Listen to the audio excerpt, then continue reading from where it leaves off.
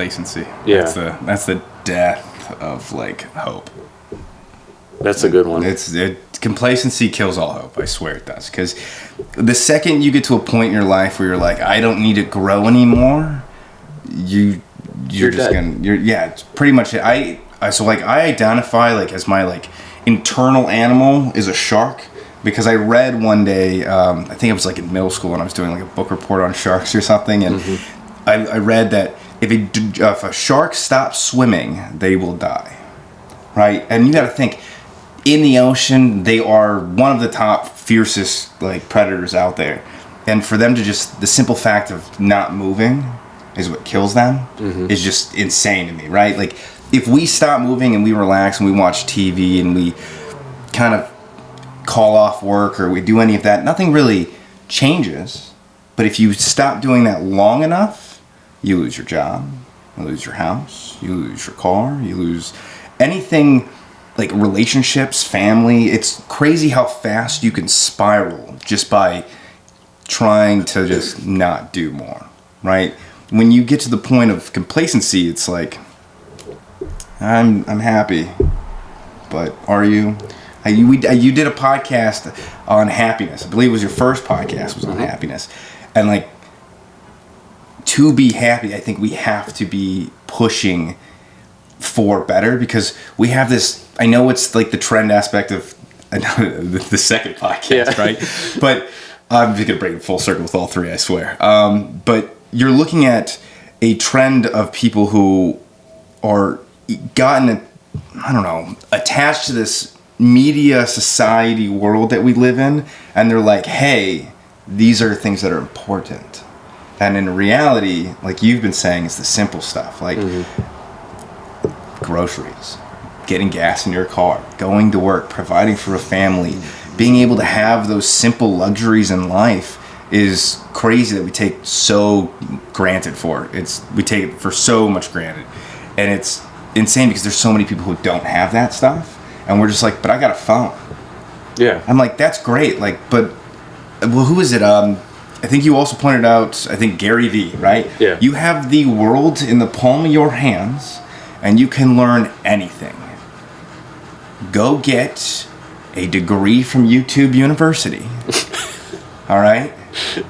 And learn something, right? You have a hard time with like fixing something, look it up. The biggest DIY like things that I watch of like people doing houses, like I own a power washing company, right? I watch so many power washing videos.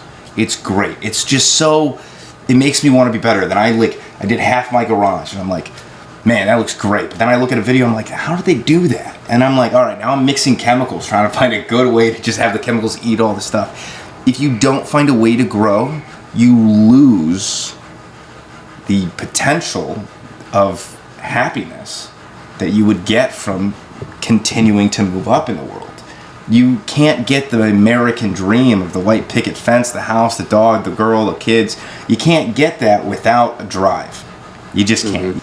We're just going down a path that we are following people, which goes in the whole trait aspect, that are so obsessed with materials, like image, transcending, right? Like, I get all of these things can make you money. Like, I understand that. But at the end of the day, you need to find something that's bettering the world, that can better you, increase your value, and at the end all, raise your group of friends up, right? You have to have a group. You have to have a support system. If you're not continuing to help a support system, you're by yourself, and you can't really do much by yourself. It's also great because I think you also said it is, we have such, you said it on your podcast. I'm gonna fuck up the words, I swear.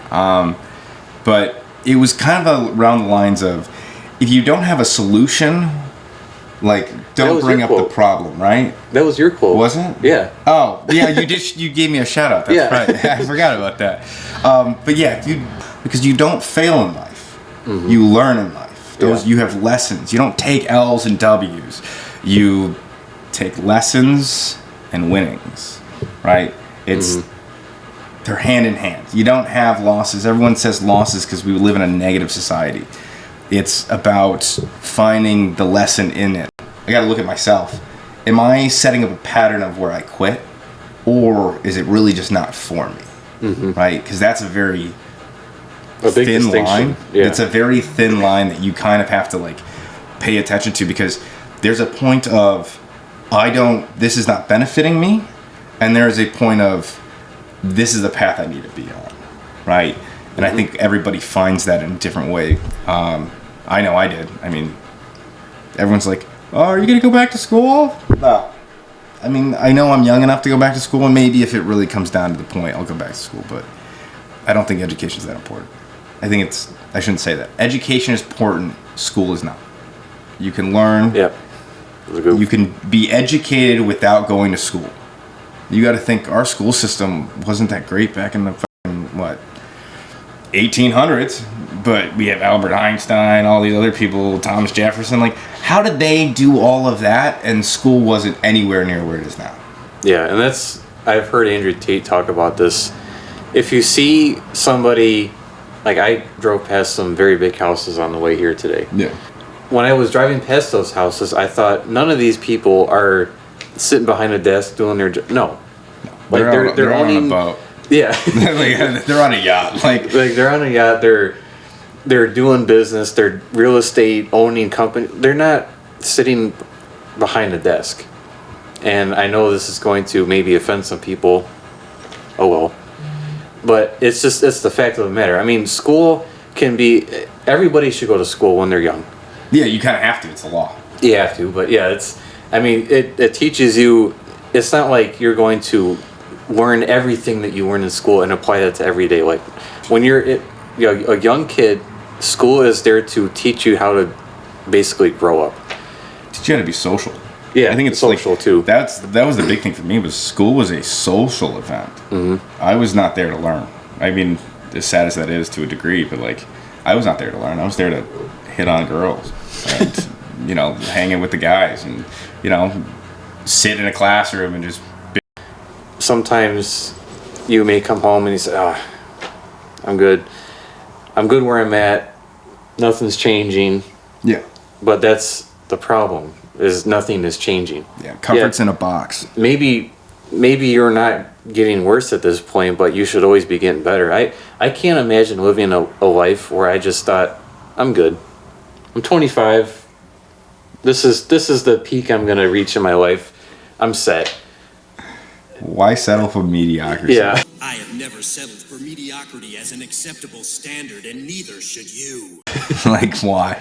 So I just think if you have that mindset, and I'm not knocking taking a day off or whatever. I mean, I want to get to the point where I have a yacht and I have all my friends there and we're relaxing, but still I'm going to be on my computer working on that yacht because stuff has got to get done. Oh, yeah. So I just think it's okay to take some time off for this enjoyment for yourself. But if nothing is changing, nothing is changing. Nothing's going to improve. So I just want to thank you for everyone that's listening. I hope to grow this channel and provide as many positive resources for young people to look up. So I want to spread the messages of people like Jordan Peterson, who I think is a fantastic role model for young people, especially that need a encouraging word from somebody who is very intelligent.